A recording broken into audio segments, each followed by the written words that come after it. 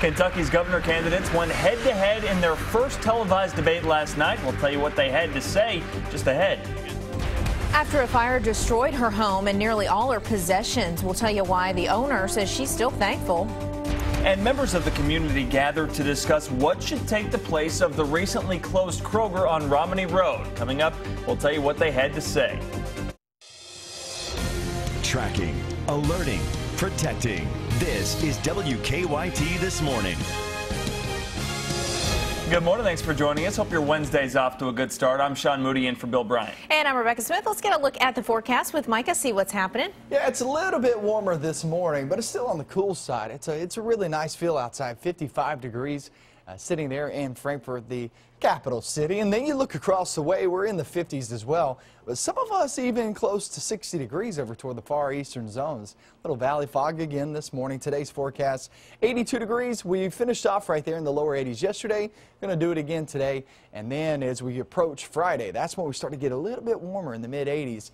And then here comes that big blasting cold front again this weekend. I'll get into that in just about 10 minutes.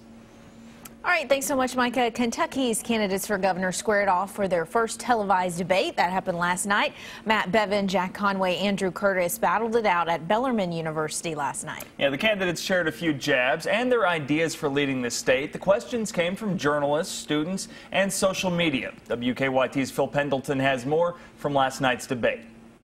Well, there were a lot of issues discussed on this stage tonight. Medicaid reform, taxes, drug use, even the Rowan County Clerk Kim Davis issue came up as each candidate was only given a short amount of time to answer a lot of questions on a lot of issues. With the candidates for Kentucky governor. Just a few minutes in, the question over the county clerk in Rowan County came up. We as a state have been at the forefront of recognizing the fact that there are no rights that anyone has that suppress the rights of others. Look, I think Kim Davis went to jail because she defied a federal court order. I have sympathy for her, but we are a nation of laws. I think you're both wrong. As the executive, you have an oath to uphold the laws of the land of your state, regardless of whether you believe in them or not. Education, taxes, and drug use were among the many questions from journalists. On gun violence, Conway and Curtis talked about the need for mental health reform. Bevin used that question to take a jab at Conway. So much of what comes out of your mouth, Jack, is absolutely made up. Candidates were allowed to ask a question to each other, Conway to Bevin. What is it in your tax returns that you don't want the people of Kentucky to see?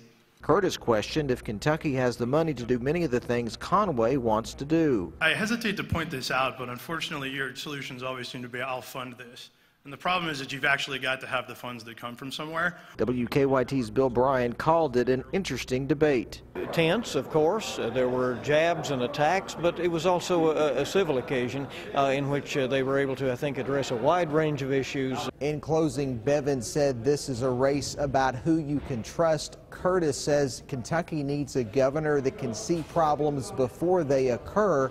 And Conway says this is a race about a man who understands Kentucky and has a plan for Kentucky. In Louisville, Phil Pendleton, WKYT. Now, there were several things that all the candidates agreed on. One of those is restoring voting rights to some convicted felons. Well, as friends and family of a Kentucky State Police trooper prepare to say their final goodbyes later this week, we have now learned more about his accused killer. State Police say Joseph Johnson Shanks shot and killed Trooper Cameron Ponder Sunday night after a traffic stop in Lyon County.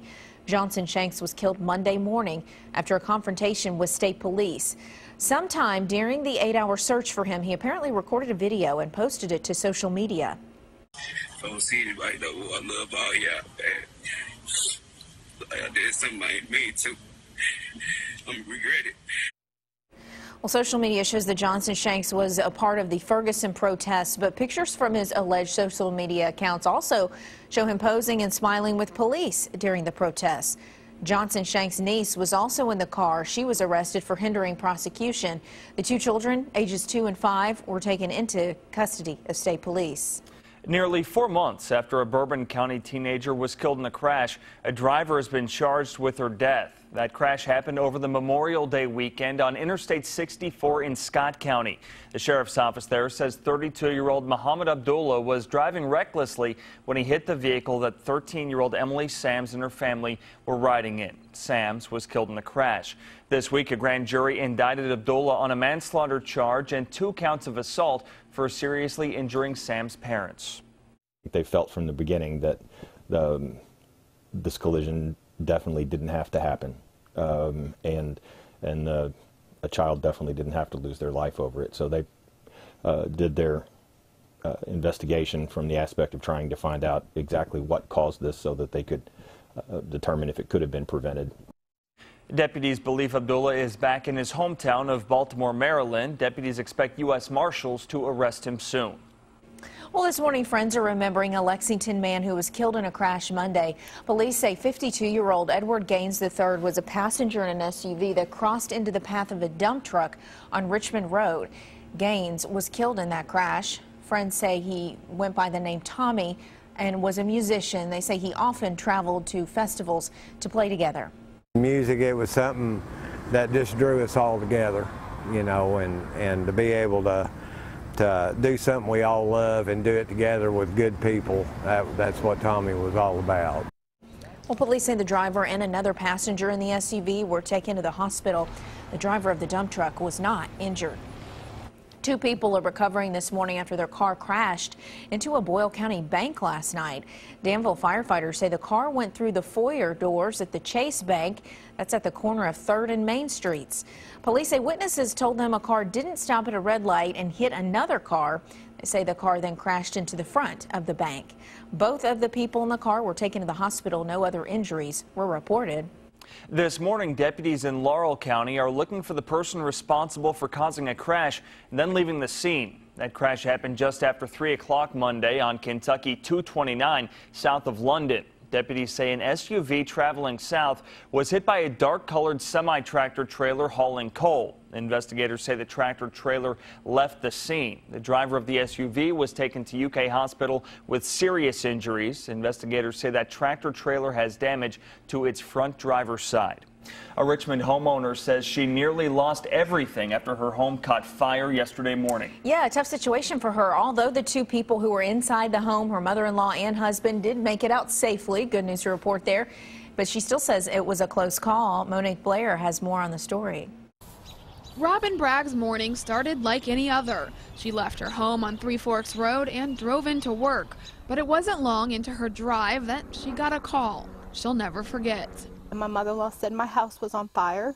Bragg says that's when she quickly turned her car around. And I saw the flames from the interstate. But Bragg was worried about more than just her home. She was worried about her husband. He just had back surgery last week and can't walk well. They had my husband and my mother-in-law out. My mother-in-law somehow, in God's will, was able to bring him down the steps and get him out to the front porch. Bragg's home is a complete loss and her cat didn't make it out of the fire. But she says she's still thankful because she knows it could have been worse. My home was gone. If it wasn't for my mother-in-law, my husband would never have made it out. And it was something Bragg and her family found outside their charred home that is giving them comfort. On the side of the house, God is with us. There's a cross that fell. Pieces of wood fell into the shape of a cross. So I know God is with us to get us through this. Well, Bragg says she had a fire safe in her home with various documents like birth certificates, car titles, even some jewelry in there. She said those things were all unharmed. School officials and police in Knox County are investigating after 2 students were taken to the hospital with drug symptoms on Monday. School leaders say the 2 students purchased the drugs at school. Barberville police have arrested 2 people accused of selling the drugs. 18-year-old Dante Brown is charged with trafficking. A juvenile was also taken into custody. Police say Brown was selling a substance advertised as LSD. The 2 students who police say bought the drugs have been released from the hospital. A Bell County company is closing their doors for good. Yesterday, a spokesperson for Duraline said they plan to close the plant before the end of the year. More than 100 people are employed there at that plant. We're told non-union employees will get some type of severance package, while union members will receive compensation from the union. The plant is set to close December 15th. Well, dozens of people packed into a Lexington church last night to discuss the future of a recently closed Kroger store in Lexington.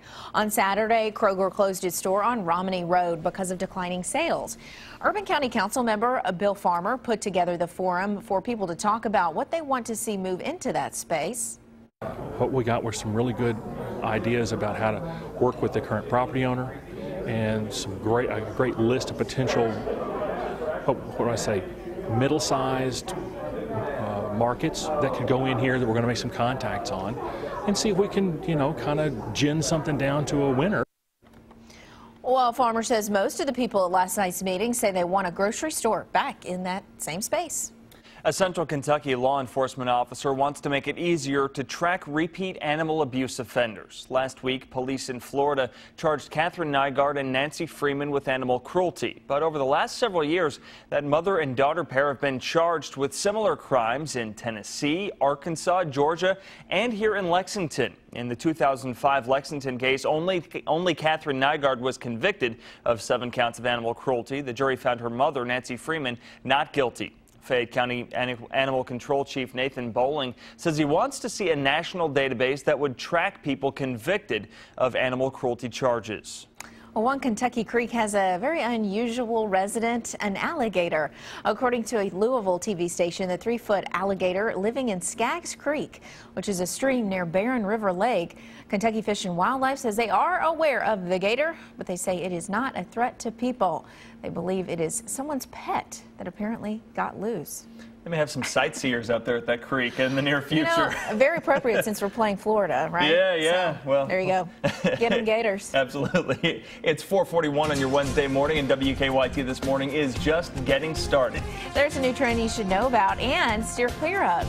That's coming up in our Moms Everyday segment. And we're looking at it about holding on to those temperatures in the 50s. It's getting warmer each and every day. I'll show you how high we go and your weekend forecast coming up next.